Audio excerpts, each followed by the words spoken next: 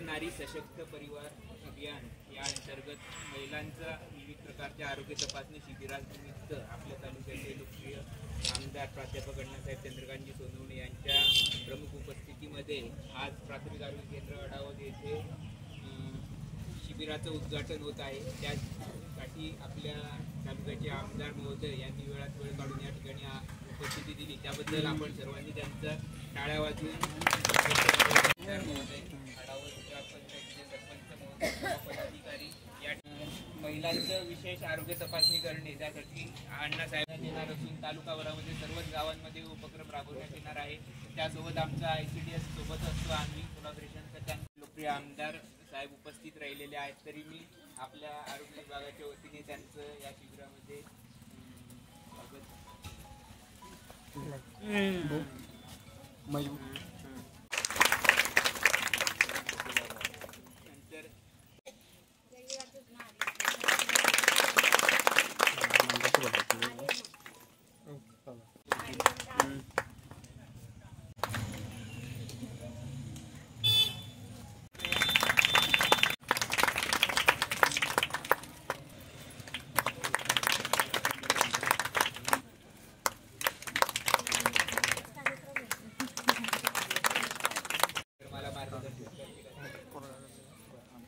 आजच्या या स्वस्थ नारी परिवार अभियानाचे शुभारंभ कार्यक्रम चालू आहे। चोपडा मतदारसंघाचे लोकप्रिय आमदार आदरणीय अण्णासाहेब, सर्व सहकारी पदाधिकारी, महिला बाल विकास व आरोग्य विभागाचे सर्व अधिकारी आणि उपस्थित लाभार्थी हो, खरं तर कधी नव्हे आपल्या आरोग्याच्या समस्या आता जास्त उफाळल्या आहेत आणि त्या अनुषंगाने सर्वच विभाग आपण त्याच्या ज्या समस्या आहेत त्यावर कसं मार्ग काढता येईल यासाठी आपण सर्वजण जाणीवपूर्वक प्रयत्न करतो आहोत। गाव पातळीवर, शहर पातळीवर लाभार्थ्यांसाठी अनेक योजना आहेत। लाभार्थ्यांपर्यंत आपण पोहोचणं अत्यंत त्यासाठी जिकिरीचं आहे, अवघड आहे, काही ठिकाणी दुर्गम आहे। त्या सर्व ठिकाणी आपण पोहोचावं आणि जे कुटुंबियांचं आरोग्य आहे त्या ठिकाणी आपल्याला सर्व जाणीवपूर्वक संघटित प्रयत्न करावे लागतील। या ठिकाणी डॉक्टर साहेबांनी आधी सांगितल्याप्रमाणे ज्या योजना आहेत लाभार्थींवर आपण करूया। मात्र आता सध्या तातडीचा विषय जो आहे की जे काही रक्तदाब तपासणे, साखर तपासणे असे आपल्याकडे चोपडा शहरात आणि ते देखील मोठ्या मोठ्या मशिनरी या ठिकाणी उपलब्ध आहे, त्याचा देखील आपल्याला तिकडच्या प्रसंगी आपल्याला लाभ घेता येईल। आणि सध्या आयुष्यमान जे कार्ड आहे त्याचं सध्या आपण KYC करतो आहोत। आशा सेविका, अंगणवाडी ताई आणि सोबत रेशन दुकानदार हे देखील त्या सगळ्यात तुम्हाला ते मदत करतील। मात्र KYC याच्याकरता आवश्यक जोपर्यंत KYC होत नाही तोपर्यंत जी काही मोठी मोठी दवाखाने त्या ठिकाणी तुमचं ॲडमिशन होणार नाही। आपलं KYC करताना जे काही OTP वगैरे येतात ते देखील आपल्याला मोबाईल नंबर करेक्ट पाहिजे आहे। त्यामुळे आपण सर्व मिळून संपूर्ण आपलं गाव मोठं आहे, पंचक्रोशी मोठी आहे, आपण सगळ्यांनी आयुष्यमान कार्डचं KYC करून घ्यावं असं या ठिकाणी आवाहन करतो। आणि आयुष्यमान कार्डसाठी आता कार्डचं देखील रंग काही राहिलेला नाही आता, म्हणजे पिवळा असो किंवा केशरी असो किंवा पांढरा असो, त्यामुळे तुम्हाला त्या ठिकाणी सगळ्यांना तो 5 लाखापर्यंत तो लाभ मिळणार आहे। काही ठिकाणी लगेचच पेशंटला आवश्यकता काही नाही, वेळ लागेल। मात्र कुटुंबात 4 व्यक्ती असो, 5 असो किंवा अजून जास्त लोक असो, त्या सगळ्यांचा आपण जाणीवपूर्वक KYC करून घेऊया आणि आरोग्य विभागाच्या ज्या काही विविध योजना आहेत त्या ठिकाणी आपण सगळ्यांनी व्यवस्थित पद्धतीने या ठिकाणी लाभ घेऊया। अण्णासाहेब आपल्या आरोग्याची टीम आणि महिला बाल विकासची टीम अतिशय मेहनती आहे, चांगले म्हणजे खरं म्हणजे कावड कच्च्या करतात, कारण त्यांना दुर्गम पाड्यात पण जायचं आहे आणि कौतुकास पात्र आहे। या ठिकाणी त्यांचं देखील मी अभिनंदन करतो। आणि हे जो आपला सेवा पंधरवडा किंवा जे काय अभियान कालावधीमध्ये आपण अधिकाधिक जाणीवपूर्वक काम करावं त्या ठिकाणी आपल्याला शुभेच्छा देऊन या ठिकाणी थांबतो। धन्यवाद। जय महाराज। आपण जे खरंच दुर्गम भागामध्ये काम करतात, अंगणवाडी भगिनी असेल, आमच्या आशा भगिनी असेल, दुर्गम भागामध्ये जाऊन काम करतात, आपल्याही कामाचं त्यांनी कौतुक केलं, दाद केलं, त्याबद्दलही साहेबांच्या खरंच मनापासून आभार व्यक्त करतो। आणि आपल्यामुळेच आमचं सर्वांचं आपल्या तालुक्याचं आरोग्य खरंच चांगलं राहत आहे। तरी आपलंही आरोग्य चांगलं राहावं यासाठी आम्ही हे शिबिर आयोजित करत आहे। आपणही सर्वांनी आपली तपासणी करून घ्यावी। आता मी आदरणीय अण्णासाहेबांना विनंती करतो की आपण मार्गदर्शन करू। कोटी वंदन। आजच्या या कार्यक्रमासाठी उपस्थित असलेले डॉक्टर लासूरकर, नामदेव पाटील, हरीशभाऊ पाटील, लोकेश शेठ, सचिन महाजन, पवन, डॉक्टर पवनजी, डॉक्टर अर्चना पाटील, भावनाताई, भारती महाजन, विजेता पाटील, अंगणवाडी सेविका, महिला बालविकासचे सारे पदाधिकारी, आरोग्य विभागाचे सारे पदाधिकारी आणि आमच्या आशाताई, सर्वांना प्रथम मनापासून शुभेच्छा देतो की आपल्याला काम जास्त केलं म्हणून चांगलं आपलं कौतुक होतं। जिल्ह्याचा जर विचार केला तर चोपडा तालुक्याची आरोग्य सेवा अतिशय चांगल्या पद्धतीने काम करते आणि शासनाने जे 100 दिवसाचा प्रोग्राममध्ये आपल्या जिल्ह्याचं मूल्यमापन केलं, त्यामध्ये आपला आरोग्य विभाग पहिल्या क्रमांकावर होता ना, आयुष्यमान भारतच्या पहिल्या क्रमांकावर होतं। हे सर्व कार्य आणि श्रेय जर कोणाला असेल त्या डॉक्टर मंडळी आणि नर्सेस ज्या आहेत त्या सर्वांना आणि विशेष करून आपले कलेक्टर महोदय यांना सुद्धा।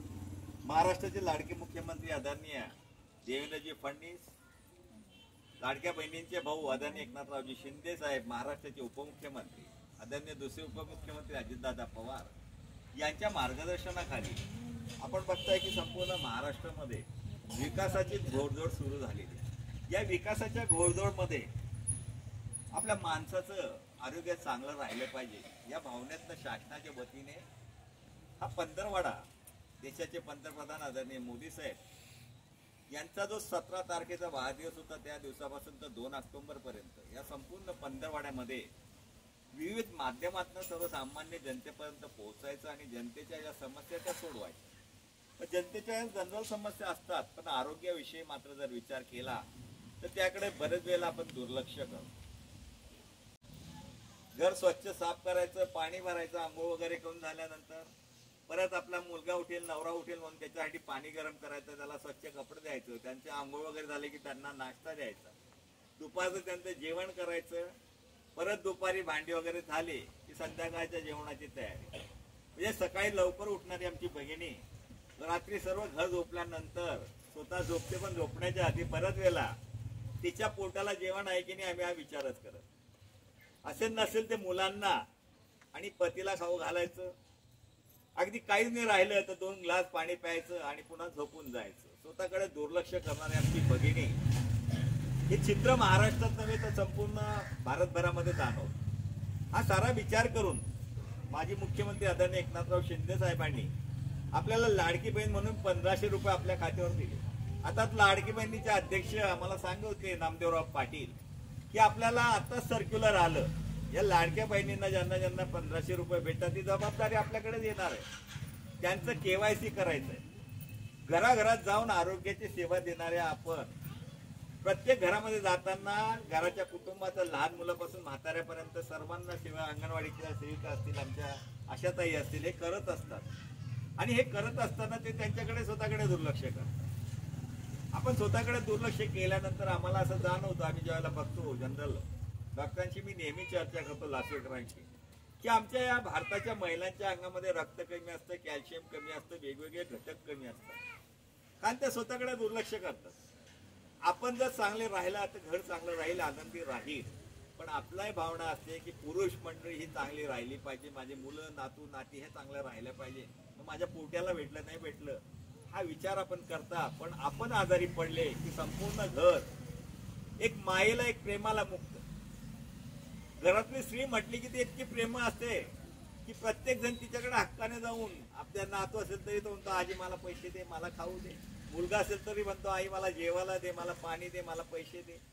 मागणारी व्यक्ती किंवा मागण्या आपल्या हक्काचं घर कोणतं की ज्याच्याकडे आपण सांगू शकतो ती आई किंवा आमची भगिनी असते। ही भगिनी नाही मात्र आज कुठेतरी आरोग्याकडे दुर्लक्ष करते। हे आल्यानंतर शासनाने ठरवलं की भारतामधल्या सर्व भगिनींचं रक्त किती आहे बा, हिमोग्लोबिन ज्याला म्हणतो ते, आणि कॅल्शियम याचं पर्सेंटेज चेक करावं। याचबरोबर कॅन्सरच्या संदर्भात डॉक्टरांनी सांगितलं तर कॅन्सरचं प्रमाण दिवसेंदिवस वाढत चालले।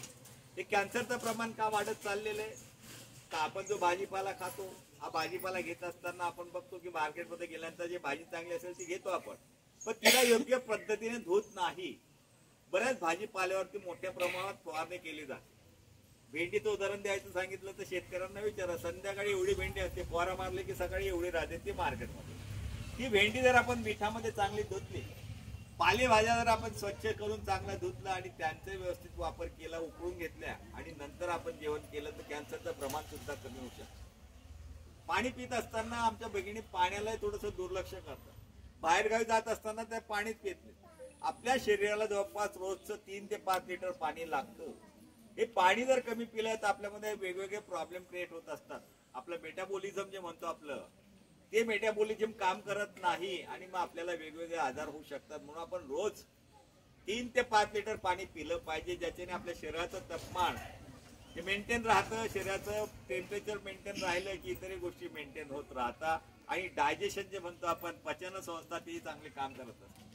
आपल्याला 1500 रुपये शिंदे साहेबांनी दिले. आपण प्रत्येक महिलांच्या बैठका घ्या आणि त्यांना सांगा त्या 1500 200 ते 300 रुपये तुझे स्वतःचे वेगळे काढ आणि घरी मस्तपैकी 1-2 किलो शेंगदाणे आणि 1-2 किलो गुळ आण आणि रोज सकाळ संध्याकाळ गुळ आणि शेंगदाणे खा. तुम्ही म्हणाले कशासाठी, तर हे रक्त वाढवण्यासाठी सर्वात चांगला उपाय. खजूर ज्यांनी खाल्ले त्या खजुरामधनं रक्त वाढलं. बीट असेल, बीट खाल्लं गेलं तर रक्त वाढतं. पण बीट खजूर हे आपल्याला परवडणारे नाही. गरीबाचं बदाम जर वाटले तर शेंगदाणेच आहे. आणि शेंगदाणे जर त्याची चिकी खाल्ली तर लवकर रक्त वाढतं. याचबरोबर आपण पालेभाज्याही खाल्लं केलं पाहिजे. आपण आपल्या घरच्यांना खाऊ घालतो, आपण खाऊ घालत नाही. पण संसाराचा गाडा चालवत असताना सुखी संसार आणि चांगला संसार हा जर संकल्पना आपल्याला करायची असेल तर संसाराच्या गाड्याचे 2 चाक आहेत, पुरुष आणि महिला.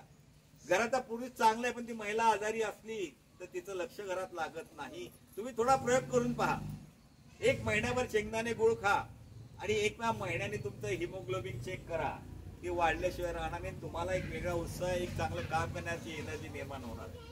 म्हणून आपल्याला विनंती करतो की आपण घराघरात जातात, प्रत्येक महिलेशी आपलं चांगलं वागणं, तिला सल्ला देणं, मग आरोग्याच्या ज्या ज्या समस्या असतील त्याचे सारे सल्ले तुम्ही देत असतात. आणि हे सल्ले देत असताना तिला हा सुद्धा सल्ला दे की स्वतःच्या काळजी आपण घ्यावी. बरेच आम्ही बघतो की महिला डिलिव्हरी असते त्यावेळी पिरियडमध्ये सुद्धा ती तेवढं पाहिजे तेवढं न्यूट्रिशन जे म्हणतो आपण अन्न ती पूर्ण ग्रहण करत नाही. आणि पहिली डिलिव्हरी असते तर बऱ्याच वेळेला ते अन्नाचं सुद्धा तिला स्मेल येतो, वास येतो, त्यामुळे ती दुर्लक्ष करते. अशा वेळेला तिला आपण मार्गदर्शन केलं पाहिजे की बाबा तू चांगलं पोषण जर नाही केलं तर त्या बाळाची प्रकृती आणि तुझी सुद्धा प्रकृती खराब होणार आहे. या साऱ्या गोष्टी आपल्याला याच्यासाठी करावं लागणार आहे की शासनाने आपल्यावर मोठी जबाबदारी दिली आणि ही मोठी जबाबदारी पार आपण चांगल्या पद्धतीने पाडतात. आमच्या आशा वर्करताई असतील किंवा बालवाडीच्या ह्या भगिनी असतील, हे सर्व चांगल्या पद्धतीने काम करत असतात. तालुक्यात तरी मला चांगला अनुभव. तहसीलदार महोदयांनी सांगितलं की अगदी खेड्यातलं शेवट टोकाचं गाव जे असेल पहाडातलं तिथे सुद्धा जातात. आरोग्याच्या समस्या ज्या असतील त्या सोडवण्यासाठी आपण जातात. सुदैवाने आपल्याकडे अशा अडचणी येत नाही. कधी दुसरी अडचण आली तर ते कोणीतरी जाणून घेऊन केलेले असते. डॉक्टर लासूरकरांचं माझं सातत्याने बोलणं चालू असतं आणि लासूरकर जे जे सांगतात की आपल्या तालुक्यात ही अडचण आहे, त्या अडचण आरोग्याच्या संदर्भात त्या सोडवण्याचा प्रयत्न माझा सातत्याने. आयुष्यमानचं कार्ड आलंय. आता शासनाने जाहीर केले की ज्यांना ज्यांना त्या कार्डाची गरज असतील त्याची संख्या आपण वाढवणार आहे. या आयुष्यमानचं कार्ड काढून ठेवा. जीवनामध्ये केव्हा काय घडेल सांगता येत नाही. बघा जगाला एक मोठा धोका घातला. चायनामधनं कोविड सुरू झाला, कोणालाच वाटत नव्हतं, पण तो इतक्या जोरात पसरायला लागला की आपल्या समोर, आपल्या वाड्यातला, आपल्या गल्लीतला, आपला जवळचा माणूस या कोविड मध्ये गेला. चुकून कोणाला कोविड झालं तर त्याच्यापासून आपण किती अंतर ठेवत होते. मग घरातला तो आपला पती असेल, आपला मुलगा असेल, आपली मुलगी असेल, आपली सून असेल तरी आपण अंतर ठेवत होतो. कारण मरणाची भीती प्रत्येकाला होती आणि कोण ते मरण सहज करेल म्हणून आपण अंतर ठेवत होतो. हळूहळू ते इतकं वाढलं की आपण पाहिलं की त्याची भीती खूप मोठ्या प्रमाणात निर्माण झाली होती कोविडची. त्या कोविडने एक शिकवलं मात्र की आपण आपलं आरोग्य सांभाळलं पाहिजे, आपलं आरोग्य जोपासलं पाहिजे. आपल्याला हेच सांगणार आहे की जीवनामध्ये आपलं शरीर चांगलं राहिलं, आरोग्य चांगलं राहिलं तर आपण सहज आपल्या साऱ्या गोष्टी करू शकतो. म्हणून आपण आपल्या आरोग्याकडे लक्ष द्यावं आणि समाजामध्ये सुद्धा चांगलं आरोग्य कसं राहील यासाठी आपण साऱ्यांनी प्रयत्न केले तर समृद्ध भारत, सशक्त भारत, जगाला दिशा देणारा भारत म्हणून ज्या देशाकडे आज पाहिलं जातं तो भारत आपल्याला घडवता येणार आहे. आणि हे घडवण्याचं मोलाचं कार्य आपल्या माध्यमातून सर्वसामान्यपर्यंत पोहोचले, अगदी लहान मुलांपर्यंत पोहोचले आणि त्यांना आरोग्याच्या ज्या समस्या असतात, आरोग्य कसं चांगलं ठेवलं पाहिजे, आपला परिसर स्वच्छ कसा ठेवला पाहिजे. अगदी साधी उदाहरण आहे. घरी गेल्यानंतर हात धुतले पाहिजे, हात धुतल्यानंतर जेवणाला बसलं. पूर्वीचे लोक होते बाहेरनं आले की आधी बादली बाहेर ठेवलेली असायची, हातपाय धुतल्याशिवाय घरात जात नव्हते. पूर्वीचे लोक कुठे प्रेतात्र्याला जाऊन आले तर आंघोळ केल्याशिवाय घरात जात नव्हते. आता आपण मॉडर्न जमान्यात आलो, आपण ह्या गोष्टी पाळत नाही. पण मी आपल्याला विनंती करणार आहे की जेवणाच्या आधी आपण हात, बाहेरून आले तर आपण हात नक्की स्वच्छ करा. बाहेर जात असताना बऱ्याच ठिकाणी आपले हात लागतात, विविध प्रकारचे बॅक्टेरिया असतात, पॅरासाइट असतात. ते बॅक्टेरिया पॅरासाइट आपल्या हाताला लागून आपल्यामध्ये अंगावर येतात. जर आपण स्वच्छ राहिले, स्वच्छ कपडे घातले, स्वच्छ टॉवेल ठेवला तर बरेच आजार आपले कमी होतील. आपलं घर स्वच्छ ठेवलं आणि झाडता झाडता आपलं सारं घराचा कचरा बाजूच्या घरात न लावता आपण जर व्यवस्थित जमा केला आणि कुंडीवर टाकला तरी आपलं गाव स्वच्छ राहील आणि आरोग्य चांगलं. पण काय माहित नाही काय त्या कचऱ्याचं शेजारच्याचं दुश्मनी आपली राहते ते समजत. अगदी साधी गोष्ट आहे, तो कचरा उडाल्यानंतर आपल्याही घरात येणार आहे. शेजारचा आजारी पडला की आपणही आजारी पडणार आहे. मग हे आपल्याला समजतं तर आपण हा संपूर्ण कचरा उचलून नगरपालिका असेल, ग्रामपंचायत असेल, त्यांचा जर ट्रक येते, ती गाडी येते छोटी, तिच्यात दिला पाहिजे. मग ते करत असताना ओला कचरा वेगळा, सुका कचरा वेगळा, हे सुद्धा आपण केलं पाहिजे. आपण आपला रक्तगट तपासत नाही. बऱ्याच ठिकाणी आम्ही जातो, त्यांना बऱ्याच वेळेला जेव्हा ऍक्सिडेंट चुकून झाला किंवा रक्ताची गरज पडली तर त्या व्यक्तीला त्याचा स्वतःचा रक्तगट माहित नसतो आणि मग तर रक्तगट चेक करा, त्यानंतर त्या रक्ताची शोधाशोध करा. यापेक्षा डॉक्टर साहेब आपण आता हे हिमोग्लोबिन ज्याला चेक करणार आहात त्याच सायमल्टेनियसली गावातल्या लोकांचं रक्तगट सुद्धा चेक करून त्यांना कार्ड द्या की त्यांचा रक्तगट कोणचा. एकामध्ये म्हटलं होतं की जवळजवळ 7 व्यक्तींमध्ये एक माणूस हा मेंटली डिस्टर्ब आहे, आरोग्याच्या दृष्टिकोनातनं थोडस डिस्टर्ब आहे. मोबाईलचा अतिवापर आपण टाळावा ही विनंती या ठिकाणी करणार. मोबाईल लागतोय, तुम्ही कुठे गेलाय की तुम्हाला त्या ऍपवरनं संबंधित डॉक्टरना माहिती द्यावी लागते, आपली प्रेझेंटी द्यावी लागते, आपल्याला ज्या ज्या इन्फॉर्मेशन आहेत त्या ते इन्फॉर्मेशन भरावे लागतात. हे रेग्युलर काम झालं. पण या व्यतिरिक्तही आपण या मोबाईलवर वेगवेगळे रील येतात तेही बघण्यामध्ये आपला जास्त वेळ जातो. आनंद आहे तो रील बघताना येतो, पण त्याचं काही टायमिंग ठरवून घ्या. भारतीय माणूस आज 5 ते 6 तास या मोबाईलच्या स्क्रीन समोर राहतोय आणि मग आपल्याला वेगवेगळे आजार होत आहेत. भारतामध्ये आज जवळपास विचार केला तर 40% लोकांना आपण जे म्हणतो की डायबिटीज झालेला आहे, ज्याला आपण शुगर म्हणतो, डायबिटीज झालेला 40% लोकांना. डॉक्टर साहेब आणि शासनाने जे सुरू केलेलं आहे, महाराष्ट्राचे आरोग्यमंत्री आंबेडकर साहेब यांचे विशेष 100 बेडचं हॉस्पिटल आहे, त्याला अजून 100 बेड आमदार लता सोनवणे यांनी मंजूर करून घेतल्या. आदरणीय पालकमंत्री गुलाबरावजी पाटील, आदरणीय गिरीशभाऊ महाजन, आदरणीय सावकारे आणि माजी आमदार लता सोनवणे यांच्या सहकार्याने ते मंजूर झालं. चोपडामध्ये सिटी स्कॅन आपण आणलेलं आहे. हे मुंबई पुण्यासारखे सिटी स्कॅन आहे. दुर्दैवाने जर कोणाचा अडचण आली तर ते सिटी स्कॅन आपल्या तालुक्यात असो, याच्यासाठी ऑक्सिजन प्लांट आपण लावलाय आणि 25 बेडचा ICU आपल्या सिव्हिल हॉस्पिटलमध्ये आपण तयार केले. आढावाची मागणी होती ॲम्ब्युलन्सची. मागच्या DPDC मध्ये आपण मागणी सांगितली मंत्री महोदयांना की आमच्या आढावला ॲम्ब्युलन्स द्या. त्यांनी पालकमंत्री गुलाबरावजी पाटलांनी होकार दिलाय आपल्याला. आपल्या तालुक्याला मागच्या वर्षी 4 ॲम्ब्युलन्स आल्या, आता पुन्हा 2 ॲम्ब्युलन्स ते आपल्याला देणार. आपल्या परीने आपण आरोग्याची जी सेवा ही चांगली देण्याचा प्रयत्न करतोय. पण आपल्याला आरोग्य सांभाळायचं असेल, समाजाचं आरोग्य सांभाळायचं असेल, देशाचं आरोग्य सांभाळायचं असेल तर सुरुवात आपल्यापासून केली पाहिजे. नाही तर आपण सांगतो ना, दुसऱ्याला सांगतो ना आपलं आरोग्य मात्र खराब. म्हणून आपल्यापासून सुरुवात करूया आणि देवाला प्रार्थना करतो की तुम्हाला दीर्घायुष्य लाभो, चांगलं आरोग्य लाभो. खूप वेळ उन्हात बसले त्याबद्दल तुमची माफी मागतो आणि थांबतो. जय हिंद, जय भारत.